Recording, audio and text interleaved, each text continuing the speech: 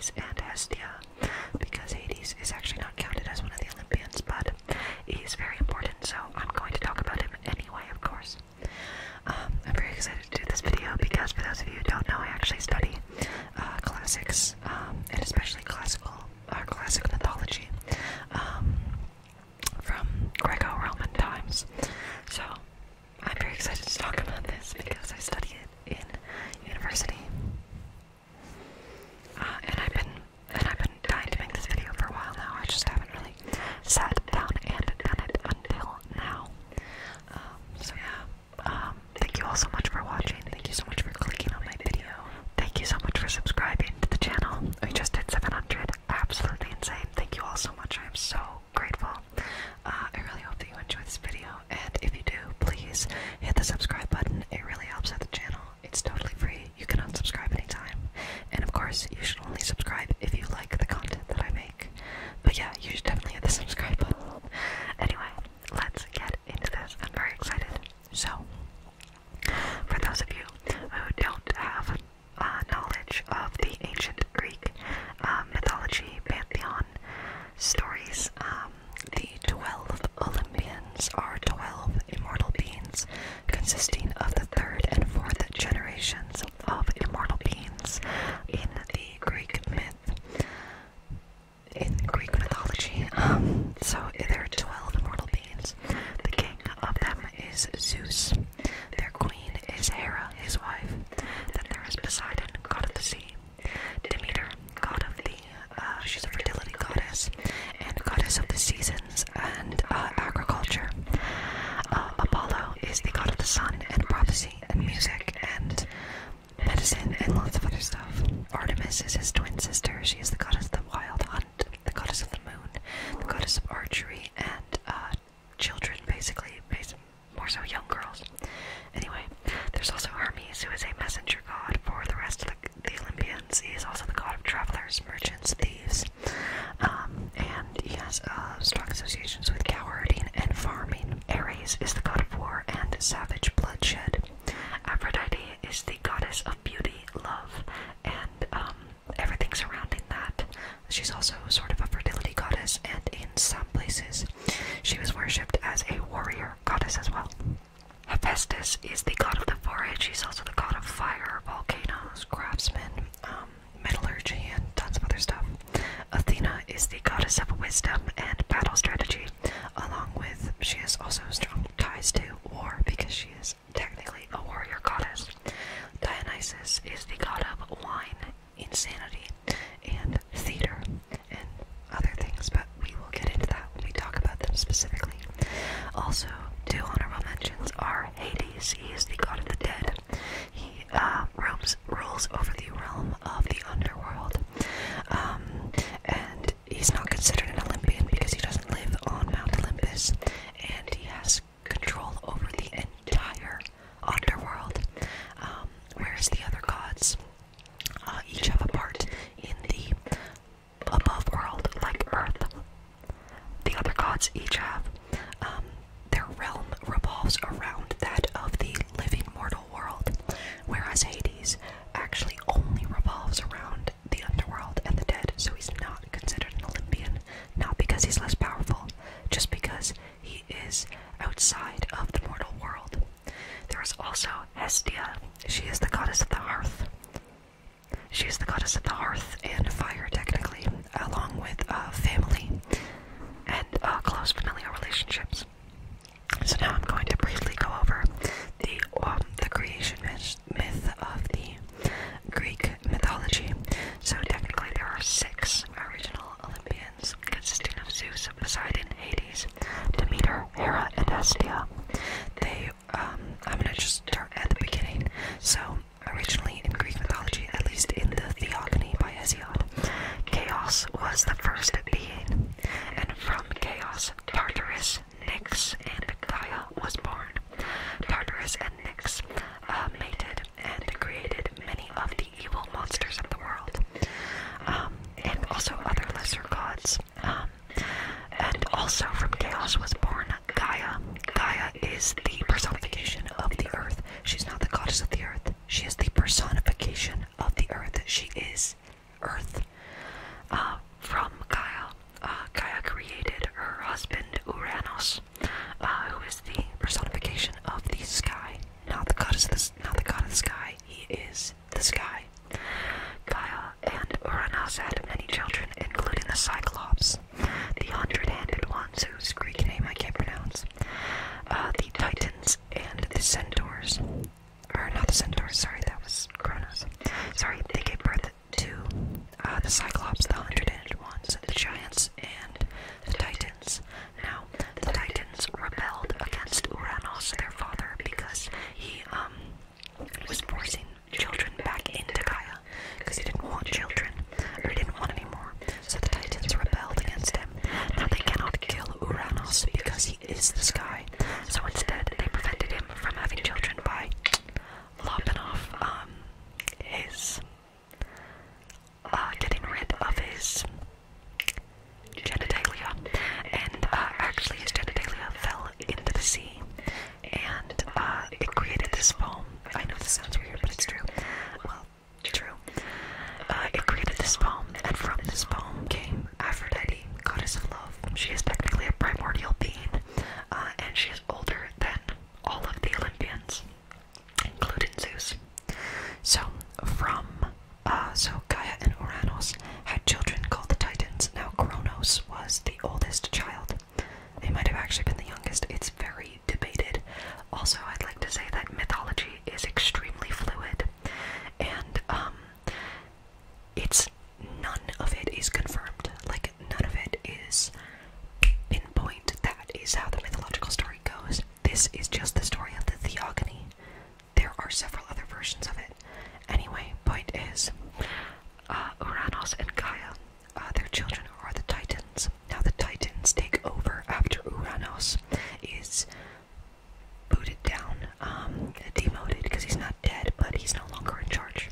So Kronos marries Rhea, his sister. There's a lot of incest in this story. So he marries Rhea, and together they have Zeus, Hades, Poseidon, Hera, Demeter, and Hestia as their children. Now Kronos decides that he doesn't want children anymore and starts eating them, starting with Hestia, Demeter, Hera, Poseidon, and Hades. But before he can eat Zeus, Rhea hides Zeus with the help of Gaia, and instead she gives Kronos a rock to eat, and he does. He just eats it without thinking, and Zeus is raised far away to take out his father, and he does. So afterwards, Zeus kills Kronos and takes over, ruling as the gods instead of the Titans. This actually takes very long. It's not like that. It results in the 10-year-long Titanomachy, where the gods and the Titans fought for 10 years straight, until eventually Zeus acquired the help of the Cyclops and the hundred-handed ones, and they fought together to defeat the Titans. The Cyclops are master foragers, so they made armor and shields and weapons for the gods, whereas the hundred-handed ones also are master foragers, but they're great fighters, so they helped take out the Titans. Later, there is another war with the giants, but I'm not going to go into that, because it's kind of a different thing. So, basically, now Zeus rules over the immortal plane, and he has 6 wives before he eventually marries his sister Hera. I know, very weird to land on your sister to be your last wife, but that's fine. We're not gonna get into the politics of that. He has basically a bunch of kids before he gets married to Hera. So Zeus meets this goddess called Metis. Metis is the goddess of intelligence. She's very quick-witted, she's very smart, and Zeus is like, okay, well, I should marry her because she's really smart.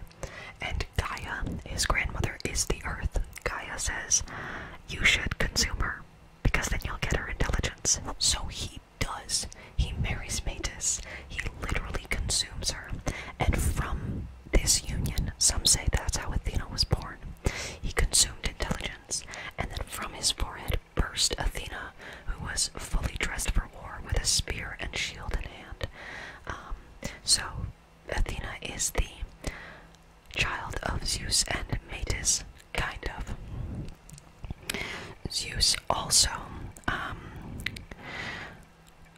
all of the other ones are after he marries Hera, but he does marry Hera. After this, he does have a few wives before that, including Aphrodite, but I'm not going to go into all of that, because that's a very long story. Point is, he marries Hera after 5 other wives, and from his union with Hera, he produces the child Ares, god of war, and Hephaestus, god of the forage. Some say that as revenge, it was Hera who alone gave birth to Hephaestus, for revenge on Zeus alone giving birth to Athena, but this is also fluid and debated because it's mythology. He also couples with the goddess Leto to have the children, the twin children Artemis and Apollo, born on the island of Delos, which is a real island in the Greek Ionian Sea that you can go to. Zeus also partners with the goddess Maya and gives birth to it. Well, she gives birth to Hermes secretly, and also finally his last, not his last child, but his last immortal child, kind of, is Dionysus, who is produced through his union with a mortal woman named Semele. Sometimes Dionysus is said to have another mother, but we're going to stick with the Semele one because that's the most well-known and most, well-accepted one. So yeah, Zeus produces half of the Olympians through his own infidelity. So yeah, the 12 Olympians in the beginning consisted of Zeus, Hera, Poseidon, Demeter, Hestia, Apollo, Artemis, Hermes, Ares, Aphrodite, and Hephaestus. Dionysus was not worshipped in Greece until quite late into the Greek world. So the first age of Greece in academia is the Bronze Age, which is when the Minoans and the Mycenaeans were ruling over mainland Greece and the island of Crete in the Mediterranean Sea. Then there was something called the Dark Age, where we lost all literature and science and civilization. Then the Archaic Age began. And the Archaic Age is where we get the earliest physical writings about the Trojan War and the Odyssey, and the Theogony, which is it literally means God origins, basically. So, in the Archaic era, which is like 800 BCE, we understand that the Olympians consist of Zeus, Hera, Poseidon, Demeter, Hestia, Apollo, Artemis, Hermes, Ares, Aphrodite, and Hephaestus. But later, towards the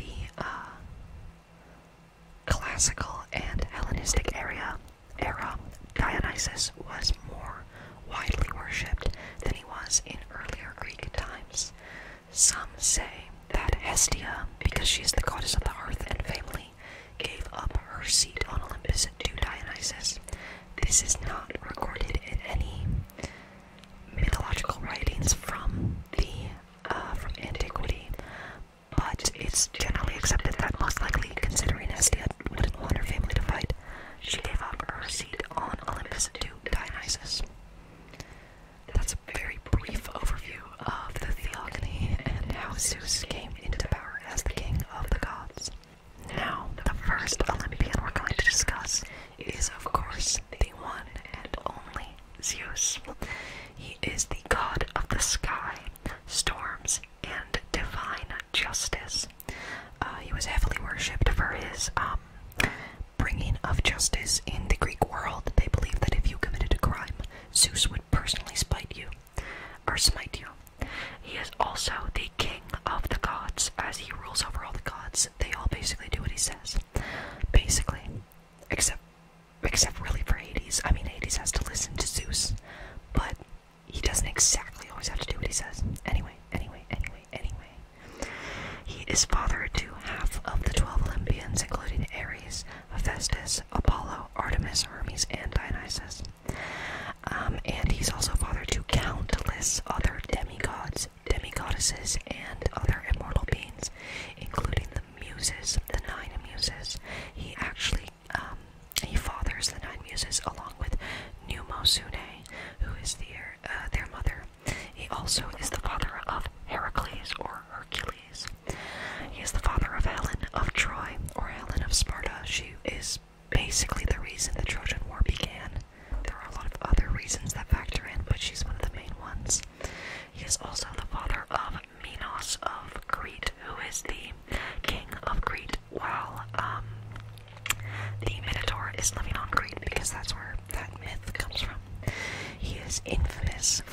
countless affairs with mortal men and women.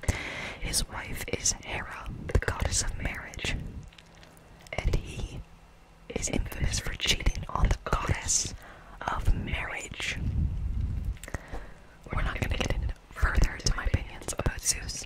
His many lovers include Io, who was a princess at one point, but Zeus took advantage of her.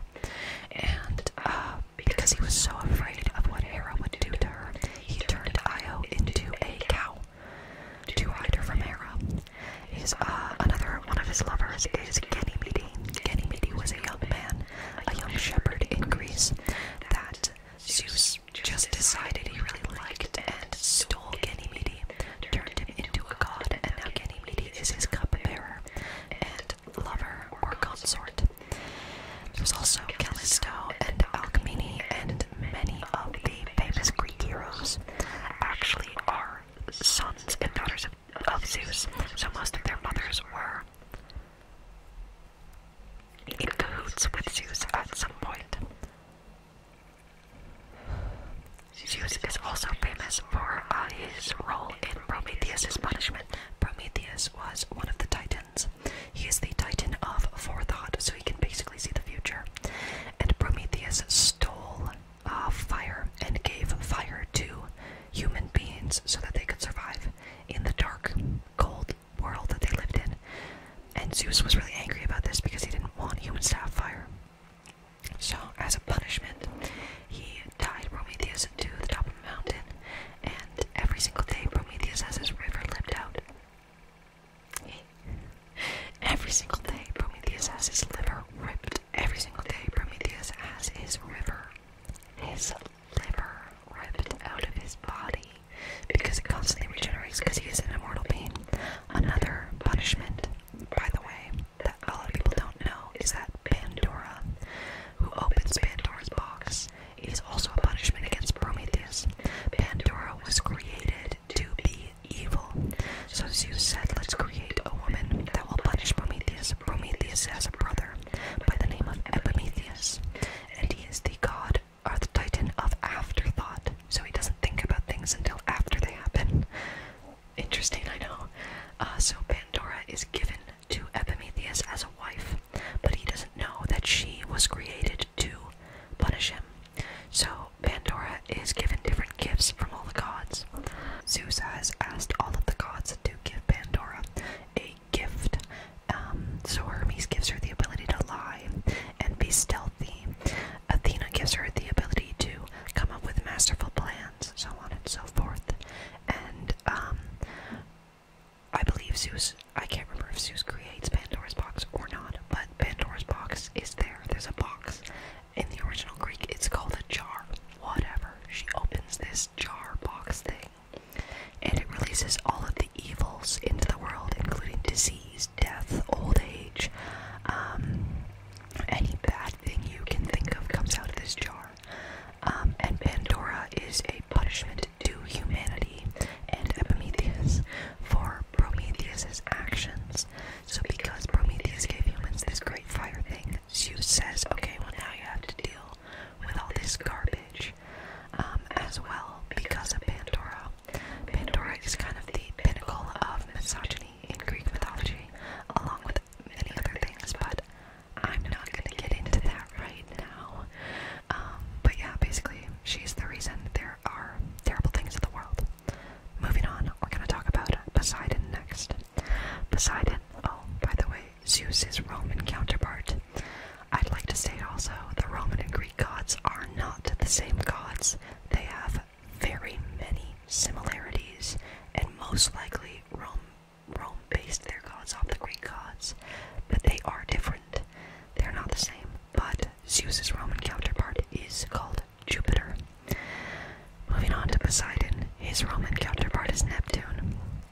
Poseidon is the god of the sea, and horses, and earthquakes, and storms. Most likely, during the Bronze Age, Poseidon was worshipped as a chthonic god. Chthonic means underworld, basically, so anytime I say chthonic god, it means underworld, or death god, or god related to death.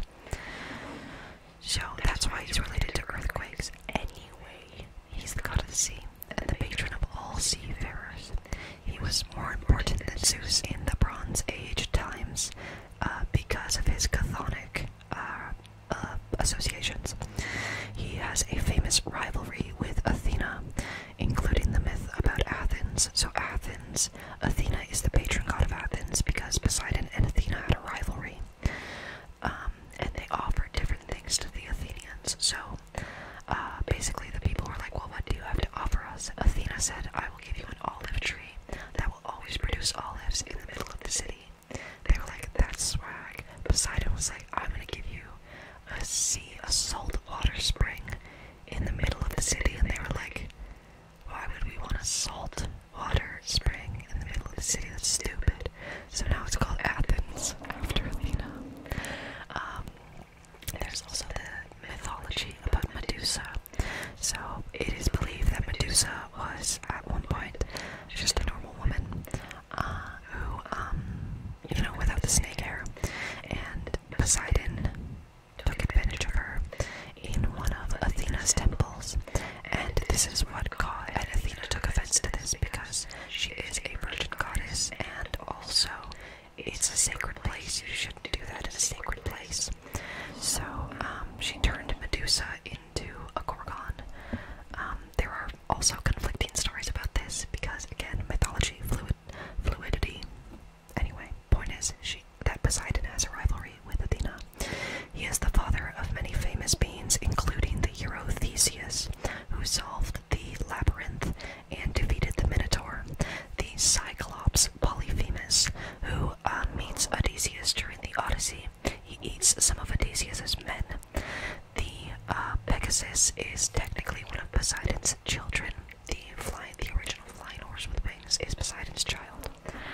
And of course, the immortal being named Triton is the prince of Poseidon's kingdom and his son.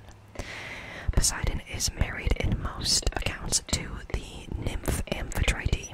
She is the daughter of the Titan Nereus.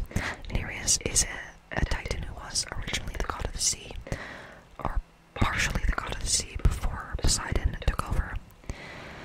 And also Poseidon is the main cause of most of Odysseus' misfortune during the Odyssey. So, if you don't know, in the Odyssey, the main character, Odysseus, is thrown off course. He's coming home from war, and he's thrown off course for 20-ish years.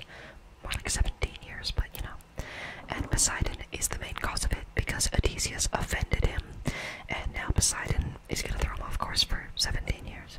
Poseidon is just almost as infamous with his lovers as Zeus was. He also, yes, he makes love, uses lots of water nymphs, so he has a lot of children with water nymphs.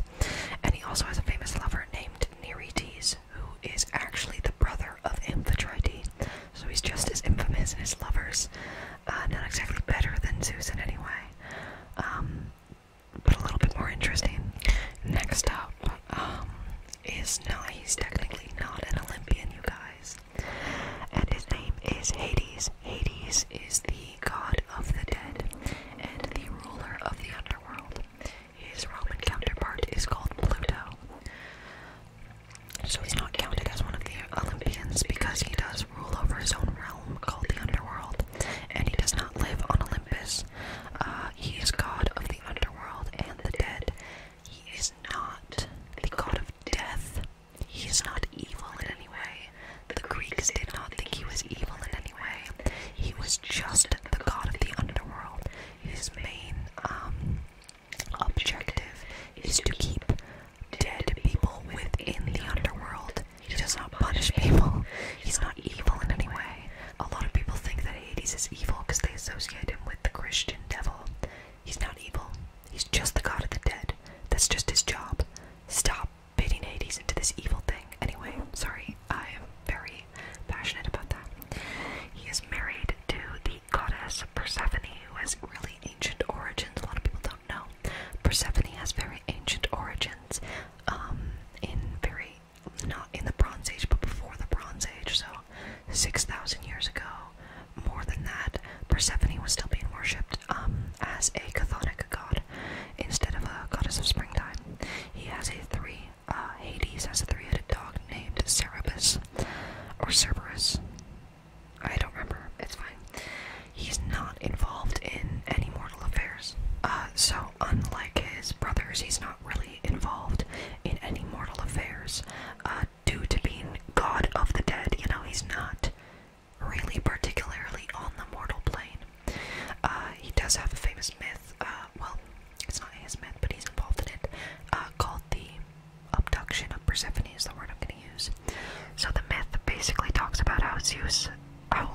Hades shows interest in Persephone, thinks that she's beautiful.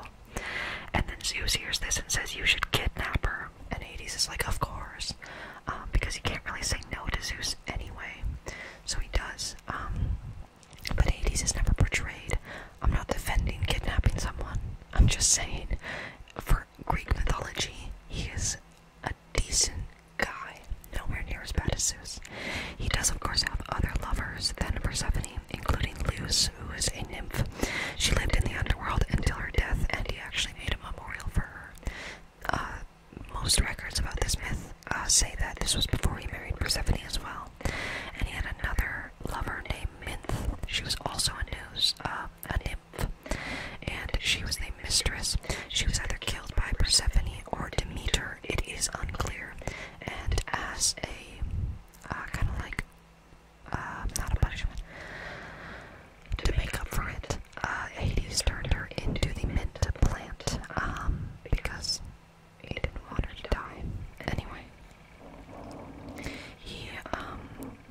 he doesn't interact with the mortal world, but oftentimes there is a point in many mythological stories, especially Greek stories, well, and other stories, where heroes go into the underworld and interact with Hades and Persephone, including Orpheus. Orpheus is a famous Greek hero and poet, singer, who ventures into the underworld to find his wife and lead her out, and he is actually quite merciful towards him.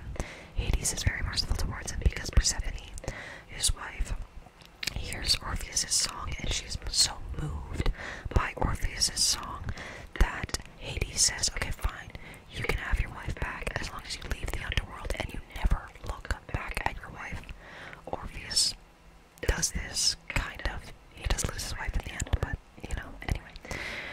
Heracles also ventures into the underworld at some point, and I believe takes Cerberus out of the underworld. Aeneas goes into the underworld to talk to his father. Odysseus ventures into the underworld at one point, and meets Achilles and Patroclus there.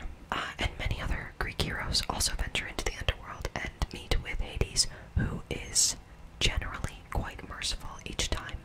That's not to say the underworld isn't a dangerous place. It is, but Hades doesn't have control over every single being in the underworld. He just has control over its, like, borders and stuff. So yeah, that's Hades. Next up, we have the queen of the gods.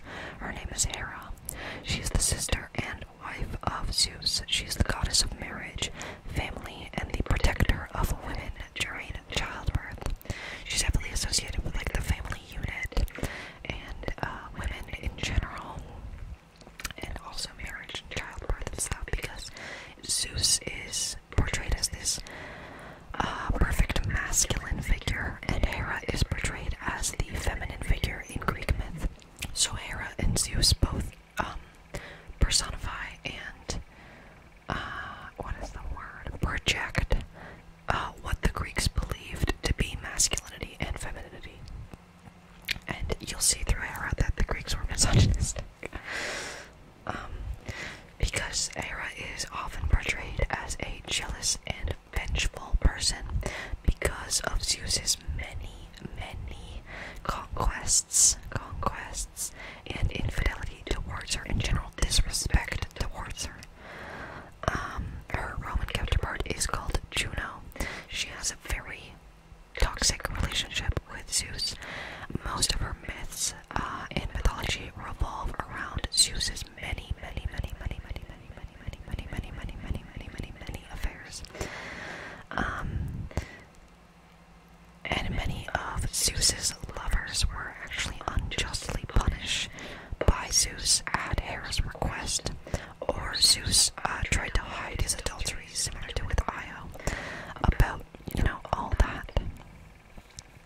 She's not to be trifled with. Like, don't mess with Hera because she will kill you, because even though she is often depicted as kind of weak in comparison to Zeus, and also this jealous kind of pathetic being, she is still the queen of the gods, and she's extremely powerful. She could kill basically anyone with one look, and she does that sometimes. So yeah,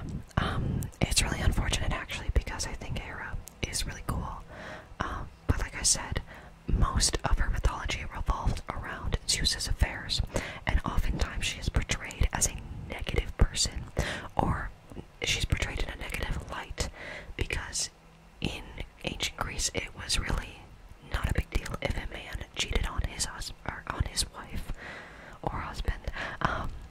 But she's often portrayed as this. She's often portrayed as if she's angry with no reason. She has all the right in the world to be angry. She's the goddess of marriage, and she's continually cheated on and lied to. But because the Greeks, especially Greek men, didn't understand women or how they worked, and a lot of Greek men, because it was common in that culture, were very prideful and narcissistic, or they believed that they had the right to cheat on their wives. So Hera is often portrayed as a negative force against Zeus, and Zeus is the Almighty, so why would anybody be mad at him? So I really do think that Hera gets like this unfair cut. But she is still very interesting to me. Something also, a little piece of trivia about her, is that Hercules is originally called Heracles in the Greek, and Heracles means glory of Hera, because when Hercules was born, Hera was like, that's not my child, but that's a child of Zeus, and Zeus was like, no, this is my gift to you, he's the glory of Hera. Anyway, that's a whole other thing. Hera is also one of the 3 goddesses that take part in Paris's judgment. So if you didn't know, at the beginning of the Iliad, Paris, who is one of the main characters, is forced to choose between Hera, Athena, and Aphrodite for different reasons, but they're basically having a contest to see who is the best. And Hera promises to make Paris the most powerful man in the world, and to give him the biggest empire in the world if he chooses her. He does not choose her. Anyway, that's Hera. She's very cool, but unfortunately she gets a bad rep, similar to Hades. Next up we have Demeter. Demeter, I love Demeter. She's the goddess of the harvest and the seasons and agriculture. She's also a fertility goddess who is heavily associated with life and death, because her association with the seasons kind of associates her with life and death as well. She was also often worshipped as a chthonic goddess. Again, she was worshipped as an underworld goddess. She also has what is called a Homeric hymn. So, like I said, in the Archaic era, Homer wrote the Iliad and the Odyssey. There is also these anonymous works called Homeric hymns. They were not written by Homer, but they are written in Homer's style, or similar to Homer's style, so we call them Homeric hymns. So, the Homeric hymn to Hermes tells the story of the kidnapping of Persephone. The Homeric hymn to Demeter tells the story of the abduction of Persephone. Persephone is Demeter's daughter and often viewed as the goddess of spring in Greek myth. Basically, Demeter invents the seasons because her daughter goes away. She gets so upset that her daughter leaves that she destroys all agriculture and she just turns it to eternal winter. So then Zeus says, okay, fine, well, you can have Persephone back if you make it summer again. And so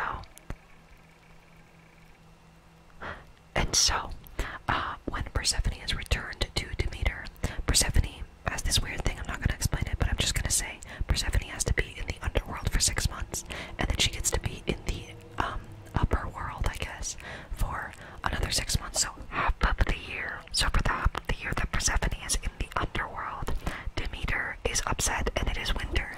But when Persephone is with Demeter, it is summertime. So yeah, that's why she created the seasons. She was obviously swallowed by her father in her infancy. She is very heavily associated with the mystery cult of Eleusis, because it is said that when Persephone was taken, Demeter went to the city of Eleusis, which is just outside of Athens, and that's where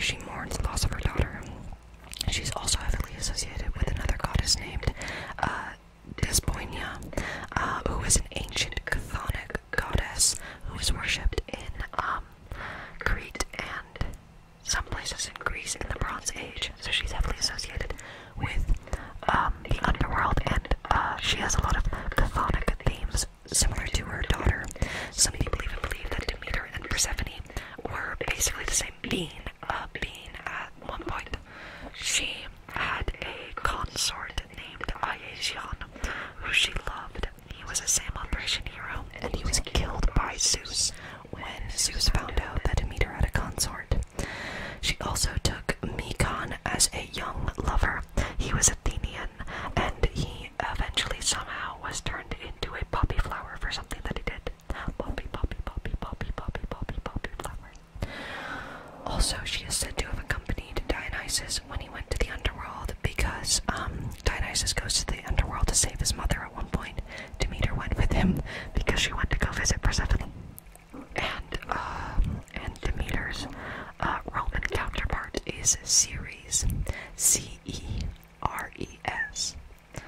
So yeah, that is Demeter. Sorry if that was a little chaotic. I had some interruptions while I was talking about it. The next goddess is Hestia. She's the last of the 6 original Olympians. She's the goddess of the hearth and, not weak fires, but soft fires, if that makes sense.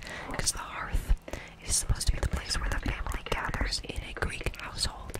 It's usually a big fireplace where they would put sacrifices to the gods in there. Fire sacrifices like food, or mainly food. Yeah. So she's the goddess of the hearth, the family, the home, and the state. Also, she's responsible for keeping everything glued together.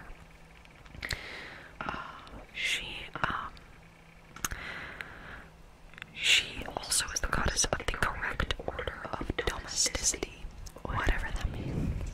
She is said to be the firstborn child of Kronos and Rhea. She is not very prominent in mythology whatsoever. She has a few myths related to her, but she's not very prominent, so there's not a lot really to talk about, unfortunately, because I think she's really cool. She is a virgin goddess, though. She elected to never marry and remain a virgin, along with Athena and Artemis, who also did the same. She is said to tend the hearth fire of Olympus, so generally it's believed that Olympus has a big throne room, and she tends the hearth in the throne room. She always, in ancient Greece, she would always get the first offering in every household, because she is kind of said to be the goddess of offerings in the first place, so you give her your first one to her, so that you're allowed to access the other gods, kind of thing. And she was the goddess of sacrificial fire, so, you know, if you're sacrificing in the fire, you can't do it without acknowledging the fact that she is the goddess of that. Also, when new Greek colonies were made, the flame from the Prytaneum, which was like the kind of like a temple of Hestia, the flame from the Prytaneum was carried from the original city to the new settlement. Her Roman counterpart was called Vesta, who is very important to the Roman government, actually. And also, there were these things called communal hearth fires in most Greek cities. And the community was expected to keep up the hearth fire, because the whole point of Hestia is that she is this glue that sucks everything together. So the community is held together by Hestia, the family is held together by Hestia, the state is held together by Hestia, because she controls and has domain over the relationships between peoples, which I think makes her very integral to any culture, especially the Greek culture. But unfortunately, there's not a lot of myths about her. Next, we are going to talk about Aphrodite. Aphrodite is the primordial goddess of love, lust, beauty, pleasure, and sex. She actually has origins in the Phoenician goddess Astarte.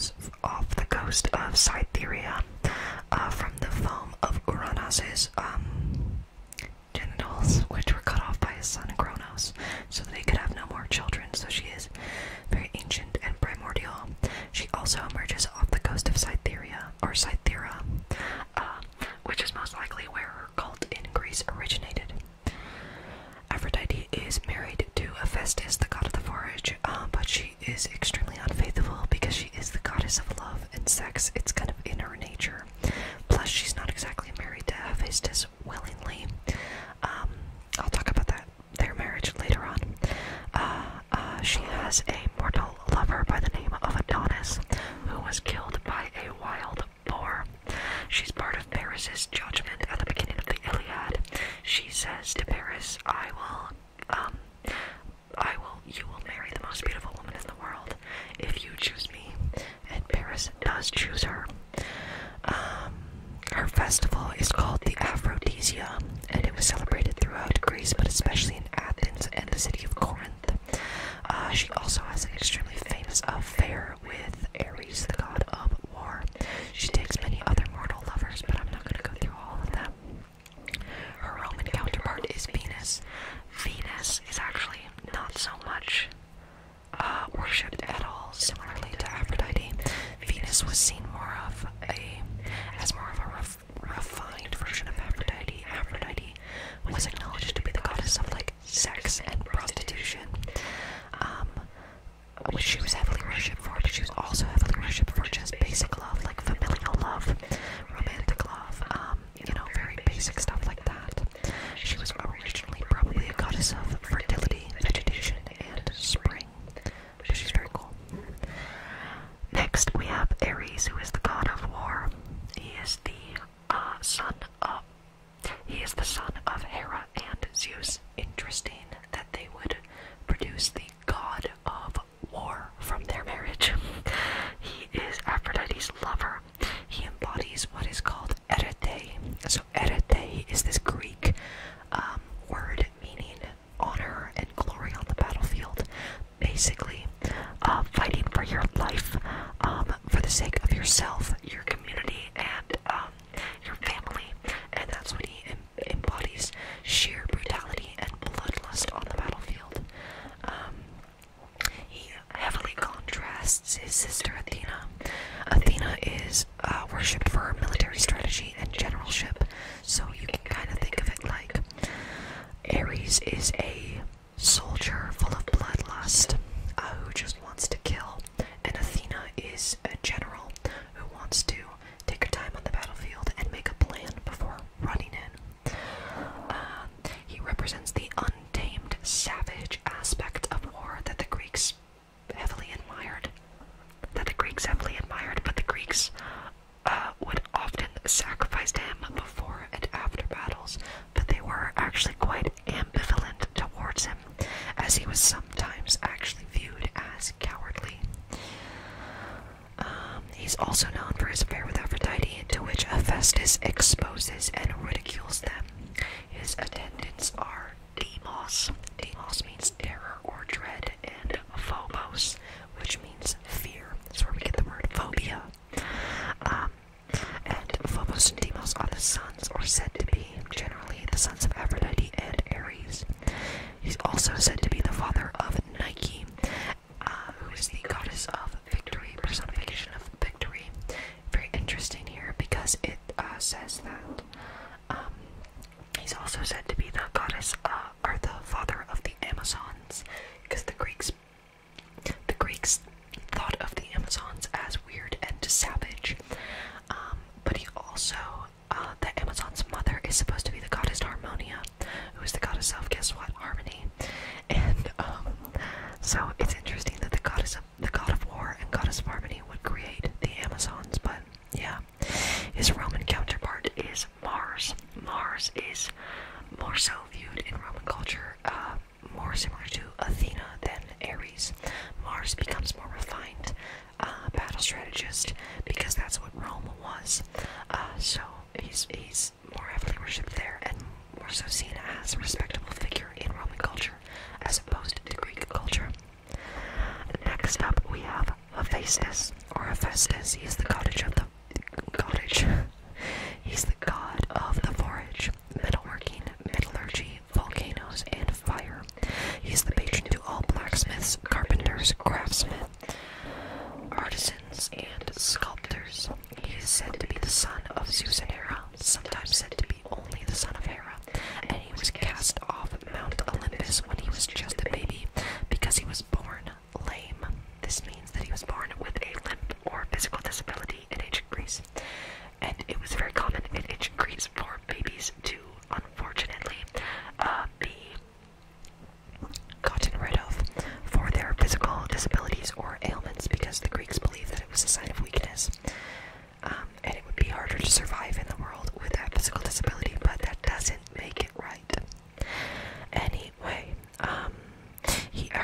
makes all the weapons and armors for the gods of Olympus. He's said to have built many automatons, which are like giant robot armor sets that he uses as his assistants and soldiers. He is said to have taken revenge on Hera for throwing him off of Mount Olympus by making her a golden throne that would not let her stand up. And he is said to have said to her, "I have no mother," when he gave this to her. This is supposedly the reason that he was offered Aphrodite as a wife, because Zeus was like, "What the hell, man?" So he said, "Okay, well, I'll let you marry Aphrodite if you free Hera from her throne. If you free Hera from her throne."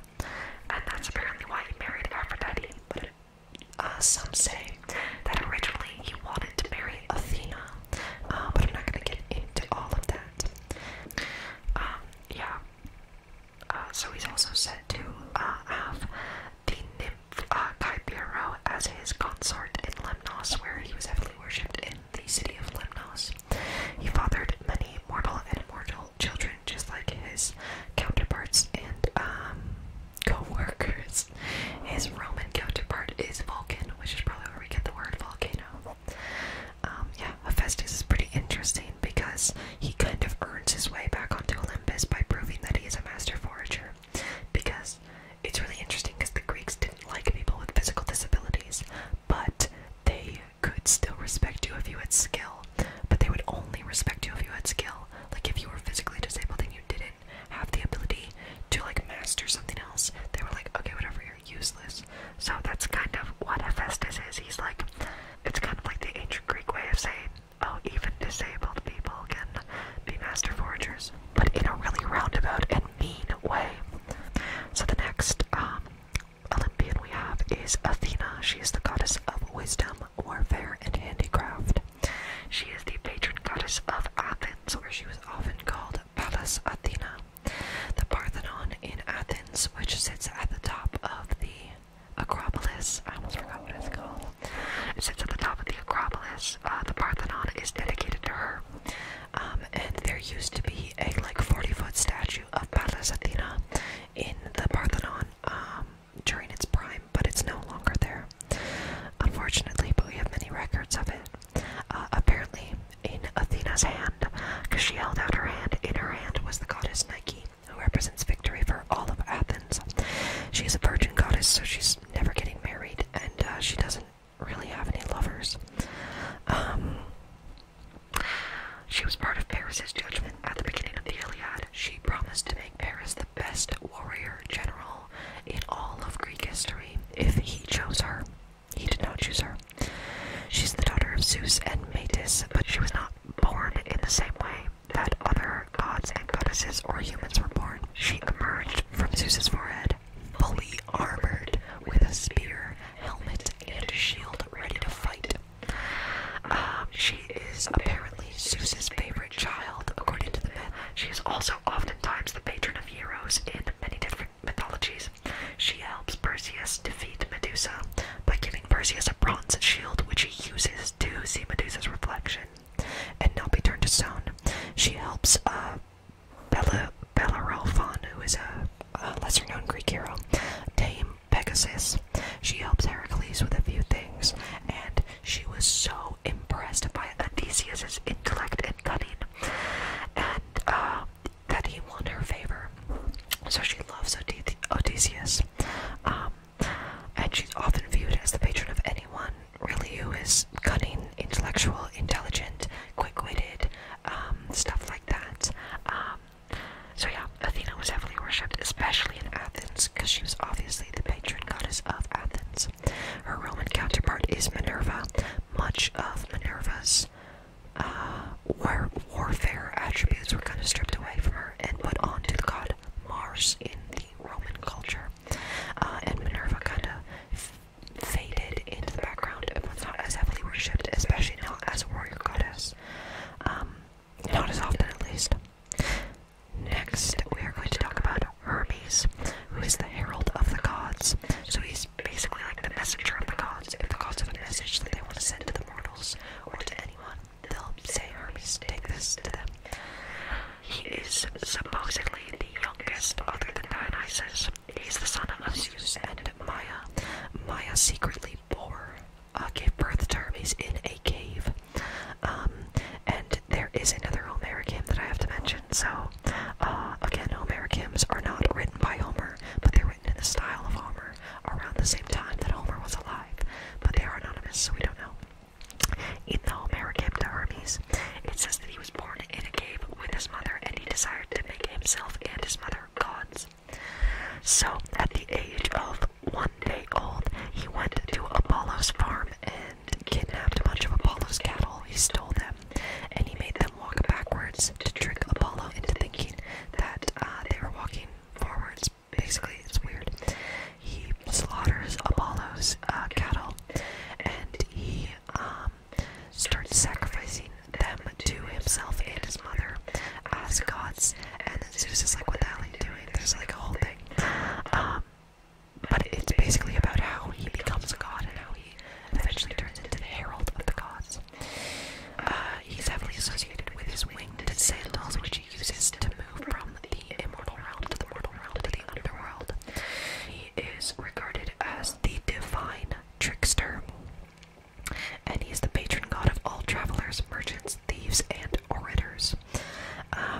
There are also these things called herms or hermi, which were these weird statues that only had heads, that were often on Greek roads to tell you where you were going next. He's heavily associated with the caduceus, which is his most well-known symbol. It is a winged staff, so a staff with wings and 2 snakes copulating on it. He's also often was viewed as a chthonic fertility deity in ancient times before the Bronze Age. And when the gods created Pandora, Hermes' gift to her was seductive words, dubious character, and lies. Like I said, he stole Apollo's cattle and sacrificed it. But as a kind of like apology to Apollo, said to have made the lyre or the lyre. It's an ancient Greek string instrument that he invented and then gifted to Apollo, and now the lyre is heavily associated with Apollo because he's associated with music. Also, he had many lovers and immortal offspring, and his character, mythological character, is extremely fluid in ancient Greek myth because he's a very ancient god, and originally he was associated with herding and cattle, and eventually he kind of turned into this maturity god, seen as a kind of young boy who was just kind of figuring out how to work in the world, and then also later he was viewed as a messenger of the gods, so he's a very fluid character. Next up we have Dionysus. Dionysus is the god of winemaking, vegetation, fertility, festivity, ritual madness, and insanity. He is the god and patron of theater and religious ecstasy. He is also said to induce a frenzy called Bacchaia. So Bacchaia is like kind of similar to religious ecstasy. Actually, crazy women were often associated with Dionysus, and ritualistic animal sacrifice was associated with him, because oftentimes those who worship Dionysus, like the Bacchae, would run up into the mountains, get fully naked, and then rip apart animals with their bare hands. So that's cool. Dionysus is a later addition to the Greek pantheon, as he was probably introduced by a wine goddess in the Near East and Middle East and India, because it's often said in mythology related to Dionysus that he went on a very long trip to the Far East and then returned to continue his duties as a Greek deity. So most likely, the reason he is not seen in early Homeric and Hesiodic works is because he was not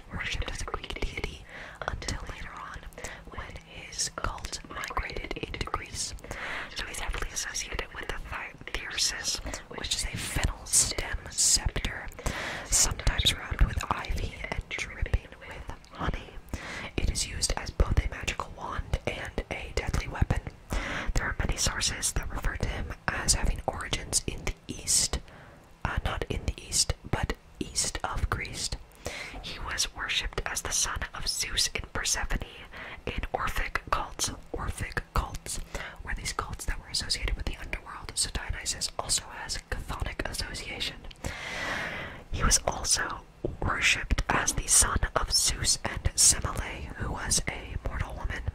It is said that he was twice born, because first he was born from Semele, who was actually killed, and then when Zeus saw this baby, he actually sewed Dionysus into his thigh and gave birth to Dionysus months later from his thigh.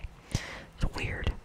He was also, I believe, associated with Eleutheria, which was the Greek term for extreme enthusiasm. He also was the patron of the city Dionysia. The city Dionysia was a theater festival that took place in several different cities, but mainly in Athens. So the Greeks would have like a 3-day festival of a bunch of plays and theater that they would put on, and obviously Dionysius was the patron of that. He's also associated with Midas and his golden touch. He is supposedly married to Ariadne, who is the princess of Crete that helps Theseus escape the labyrinth. Apparently, Theseus left her on an island, and Dionysus it didn't scoop her up, but he came in and rescued her. Some say that Dionysus forced Theseus to leave her there, and then forced himself on her. He also had a lover named Empilos, who he turned into the first grapevine for wine. After Empilos died for offending Selene. Selene is the personification of the moon. She's a titan older than Artemis, who we're about to talk about. Artemis is the goddess of the hunt, wilderness, wild animals, nature, chastity. She's heavily associated and identified with the moon. She's the twin sister of Apollo. She's the daughter of Zeus and Leto, born on the island of Delos. When Apollo and Artemis were being born, Leto could not give birth because Hera threatened to kill her children. So Hera said, "You cannot give birth anywhere on the mortal world." So Delos was lifted slightly up from the mortal. Delos was lifted slightly up from the mortal plane, and that is where Leto gave birth to Apollo and Artemis. She was said to be the firstborn, and then she assisted her mother in childbirth, giving birth to Apollo. This makes her the patron and protector of young children, especially young girls and women during childbirth. She is a virgin goddess. She is very important actually because one of her temples is one of the ancient wonders of the world. There are 7 ancient wonders of the world, and one of them was the temple of Artemis at Ephesus. Unfortunately, it was burned down thousands of years ago, but we know that it existed there. Her mythology includes, she's associated with the Trojan War because all of the Greek ships gathered at one place to then sail to Troy, but there were no winds for their sails, and this was because Artemis was angry with them. So Agamemnon, leader of the Greeks, sacrificed his daughter Iphigenia to Artemis as a sacrifice to give them winds back. So most mythological stories say that Artemis took pity on Iphigenia for being sacrificed by her own father, and Artemis rescued Iphigenia and basically put her somewhere else where she would be safe. She's also associated with mountains and bears. She also has a company of young virgin hunting girls that go around and hunt with Artemis at night and stuff, so that's really cool. There is one account that says that Daphnis, son of Hermes, became one of her hunters, and he is supposedly the only boy ever recruited to her hunting party. So, yes, basically, you would worship the Artemis before you went hunting, or almost any time you went out in the woods in case you were attacked by a bear or something, and you don't want to offend her because she will smite you, or Apollo will smite you because that's his twin sister. Finally, and last but not at all least, we have the god Apollo. Apollo is considered to be the national divinity and patron to all Greeks. He is the god of archery, music, dance, prophecy, truth, healing, medicine, plagues, the sun. He's also considered to be the god of the sun, life,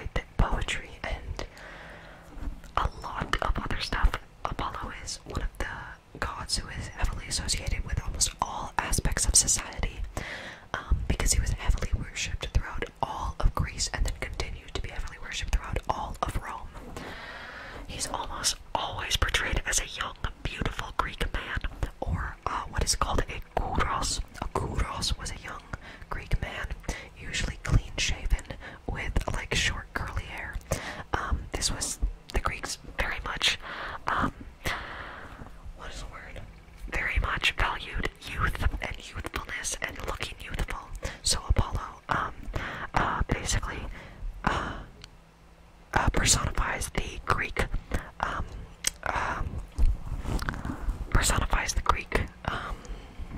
standard for young, beautiful men. He is the patron of the temple at Delphi, the temple of Apollo at Delphi. So Delphi is where his temple was, and that is where the oracle lived. Many Greek kings and Roman kings, sometimes Persian and Egyptian kings, would go all the way to Delphi just to receive a prophecy from the oracle of Apollo. Apollo is the god of medicine and the father of Asclepius.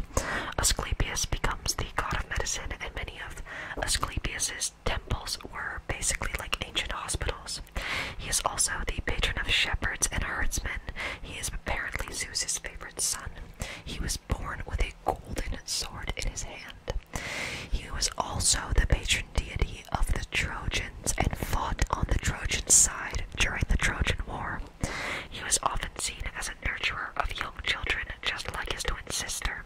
The lyre is heavily associated with him because it is a string instrument, and he is the god of music. He apparently taught the 9 muses how to sing, and he has many contests with other mortal and immortal beings surrounding music. So he has a lot of lyre contests, panpipe contests, singing contests. He is also notorious for taking both male and female lovers and having both mortal and immortal offspring. Sorry I rushed through that. But Apollo is a lot of things. He's heavily associated with many, many different parts of Greek culture, but mainly the arts, but also valor and glory and stuff like that. And obviously he's heavily associated with the sun. So that's all the 9 Olympians. Of course I haven't discussed every god in Greek myth. There's also Persephone, Psyche, Eros, Prometheus, Helios, Selene,